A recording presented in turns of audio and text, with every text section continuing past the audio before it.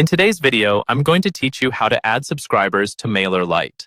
We'll walk through the full process together so that by the end, you'll feel confident importing a list of contacts into your Mailerlite account without missing anything important.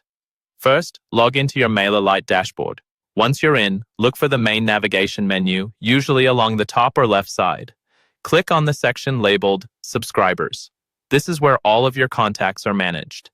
Inside that area, find the option that says Add Subscribers. Mailerlite will offer a few different ways to add people, but for this tutorial, choose the File Upload option.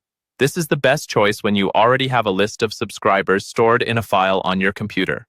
Next, it's time to upload your list. Mailerlite accepts CSV or TXT files, so before you start, make sure your file is saved in one of those formats. A CSV file is usually the easiest to work with because it organizes your data in columns, like email, first name, last name, and so on. Click the Upload button, browse your computer, select your CSV or TXT file, and confirm the upload.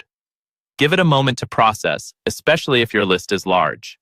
Once your file is uploaded, Mailerlite will show you a preview of your data in columns. Here, you need to match each column from your file to a Mailerlite field. For example, if a column contains email addresses, map it to the email field. If another column contains first names, map it to the name or first name field, depending on how your account is set up. Take your time here and double-check everything, because accurate mapping ensures your email campaigns will personalize correctly and comply with email regulations. After you've matched all the necessary columns, you'll be asked to assign your new subscribers to a group. Groups help you organize your audience, so choose an existing group that fits, or create a new one with a clear, descriptive name. This will make segmenting and targeting your campaigns much easier later on. When your group is selected and everything looks good, click Import Subscribers. Mailerlite will start processing the import. Depending on the size of your list, this might take a short while. Once it's done, your subscribers will appear inside the group you chose, ready to be used in your future campaigns and automations.